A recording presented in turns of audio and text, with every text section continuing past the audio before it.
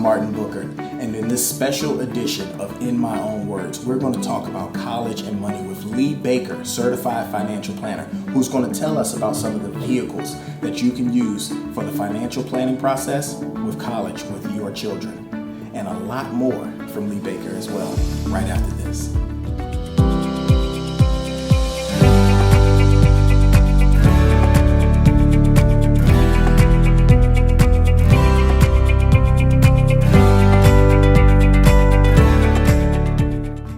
Welcome to In Your Own Words. We have a special edition here talking about college and finances. My name is Martin Booker, and I'm here with Lee Baker, certified financial planner. So you've been talking about finances, working with families on their finances for years. Absolutely. That's awesome. That's just good to hear. I'd love to know when it comes to families and finances and college specifically, as a financial planner, what's something that we need to know? Just give us maybe one thing that we should know about financial planning and college savings or preparing. The biggest thing I'd like people to know is that the sooner you begin to have those conversations, the easier the outcomes are, right? So if you don't start to think about or have conversations around finances and college in general until, hey, the child's in the 11th grade or something like that, you've missed some opportunities. But if you can begin to have those discussions, including the child, including the family in total, if it's going to take visits, you've got an older child, make sure the younger child goes on the visit so that they can begin to see themselves on campus as well, just like their older brother or older sister. But have those conversations sooner rather than later, so that you give yourself the best opportunity to make adjustments. Talk to other parents, learn about tricks and where you can find scholarships and just different things to help you be able to get your child over that hump and successfully to and through college. I like that, to and through college. To and through. Okay.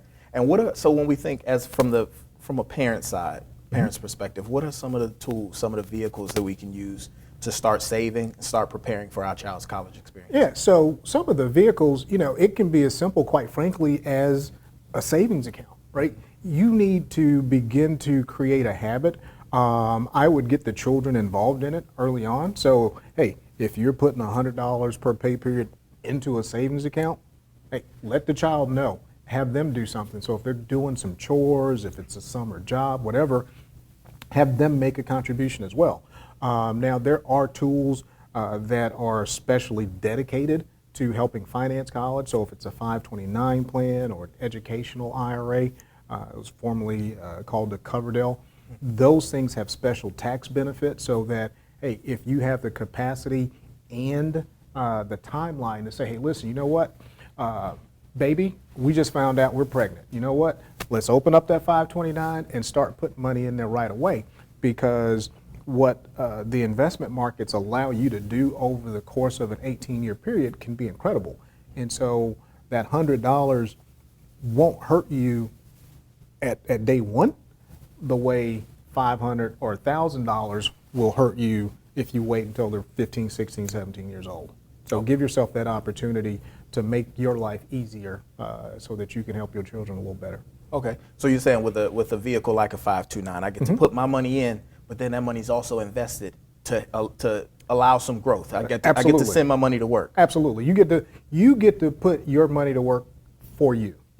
One definition of wealth that I heard a long time ago, and I don't quite remember who said it, but when I'm wealthy, my money is making me money while I'm asleep, right? Okay. And so doing that sort of investing allows you to continue to grow and develop even when your eyes are shut and you're regenerating. Nice, okay. And I heard you say something a second ago. You said capacity. Yeah. So when we think about a parent, and I'm sure you have this conversation when you're planning with a family. Now, when we think about retirement savings, I got to prepare for my retirement. Absolutely. But then also, I may have the desire to pay for my child's college. What does that conversation typically look like? So there are times when that conversation can be difficult. And so, I recall one occasion where I wrote an article, I can't remember if it was for the Wall Street Journal or Forbes, but came back and read in the comment section. It's a mistake, in my opinion, to ignore your retirement for the benefit of that child's college education, okay? We know the child and you can get a loan to pay for college. Where are you going to get a loan to pay for retirement? You can't walk into Wells Fargo, Bank of America and say, hey, you know what? I didn't save any money for retirement. I need you to give me a loan that I can live on in retirement. Well, what you going to do to pay it back?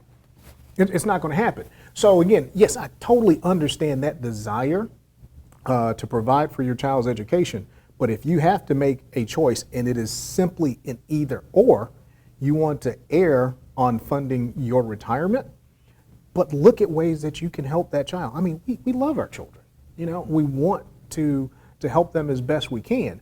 But some of that might be looking at the landscape fully. You know, maybe it's, hey, you know what? You got to stay here, go to a community college, right? Stay at home.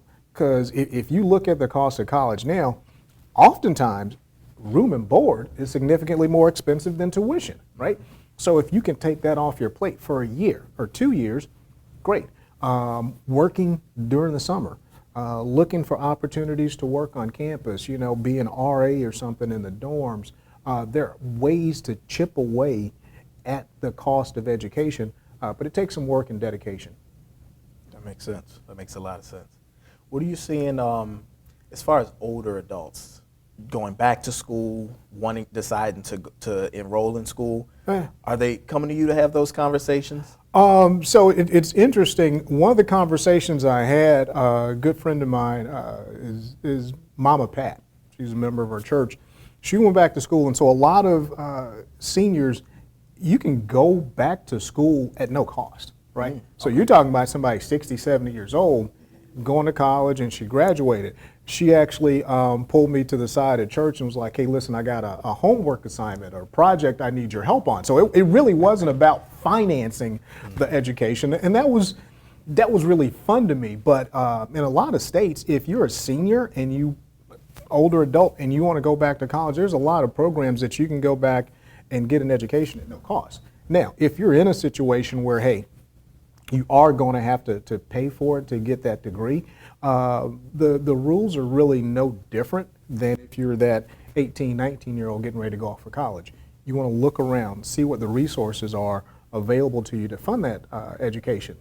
Another thing that I think in some generations was missed, right? And I don't want to minimize any degree program, but I think we really need to have honest discussions with our children, with our loved ones, about what you think reality may look like on the other side of that degree.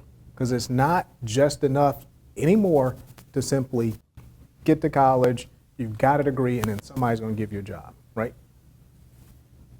What are you expecting to get? What's realistic on the other side of that degree? So, look, I don't want any hate mail. You know, I might not read it. But if your child says, I want to go to college and get a degree in romantic languages, you need to have a discussion that says, okay, what does one do when they have a degree in romantic languages, right? I mean, you got to pay bills. You got to leave my house at some point. What will that help you do? Because you want to become a productive citizen. So have those discussions. What's realistic, and to the extent that you can, if there's somebody in that field, try to arrange to have the child and you, as the adult, have conversations with people in that field. So if you've got a child that says, hey, I want to be an engineer, try to find somebody that's in the field of engineering or medicine or business, finance, whatever the case might be. Okay. Now give us just a little peek into what did the conversations look like in the Baker household, as you know, as the children were growing up and preparing for college. Right. What did the conversations look like with your spouse about college? Right. And what did it look like as they were going through college? So the conversations in our house at times were a bit comical, but they were to the point. You know, again, one of the comments that I made earlier is, listen, this is what your mother and I did. You know, we went to school, both went to PWIs, and part of it is we're not going to tell you what you have to do, right? You may not follow your mother into accounting. You may not follow me into finance. That's fine. We need you to have open discussions with us to tell us what it is that you're interested in doing so that we can support you. Now, you need to understand her money and my money is not your money, right? So we're going to support you, but just because I got it, because she got it, don't mean you've got full access to it, right? So there was one point where, and again, you know, for people that are watching, make sure that you pay your taxes, okay? Because this thing called FAFSA is going to come along, right? And so our children really didn't know how much we made, right? I mean, we'd go on vacation, you know, they knew the lights wasn't off or anything like that. And so our oldest daughter was there with me at the accountant's office one year when we were doing the taxes, because you had to get taxes done so we can fill out the FAFSA. And she went, "Oh, I didn't know you made that much money." It's kind of like, okay, that's fine, but don't you mistake that and think that that means you get to do what you want to do, because it's like, well, why do I have to get a new to me car, right? Why can't I get, you don't have to get a car, period, right? So let's understand those things. And so sometimes the conversations could get a little comical, but they're pretty direct. And what my wife and I tried to do was make it fruitful. And we've got kind of a, you know, the people talk about having the village. We told a lot of people, listen, if you're in our children's lives, we're okay with you having those conversations with them. And one of the funniest stories, we're at church, and a guy comes up to me, Donovan, says, "Hey man, I hear you're loaded." I was like, "Bruh, I don't know who lied to you. I don't know what building fund we're talking about doing now. They lied." He's like, "No, I got it from a really good source. It's inside the house." And I was like, "What are you talking about?" He's like, "Well, I was just talking to Janae, and she said she wanted to go to Cal Berkeley." I was like, "Okay." And I looked at her and said, "Well, how much does that cost?" And she said, "I don't know. That's my daddy's problem." I went, "Okay, now we got to have some other conversation." So that conversation, which I think occurred when she was 12, was, okay, let's get a little more focused and get real specific about kind of boxing in and understanding, look, I'm not about to come up with 80 grand for you to go to Cal Berkeley, right? So, but we had all kinds of conversations, and some of them were comical. Nice. So. Nice. You shared a lot of great information. I mean, make sure we pay our taxes. We need it for FAFSA, right? Yep. Our older adults, in a lot of cases, can go to college for free. Absolutely. Have that conversation about what they're studying. We got to make sure that on the other side of college that they can be successful and you know, have a degree or some opportunities that are going to make sense. Final piece of advice from a certified financial planner, from the conversations you've had. All right, so in your professional opinion, what's something that you would tell a parent, family, a child about college and the money? What I would suggest is that, you know, get people to think about the image, if you will, of taking a flight, right? So if you're going to fly here from Atlanta to DC, when you get in that plane and the plane begins to take off and you can kind of feel it under the seat, and then it gets in the air and it keeps climbing, think of that as the beginning of that child's journey as they climb. And so you're on the ground and you're in preschool and kindergarten and so on, and then you keep climbing, get them to keep climbing.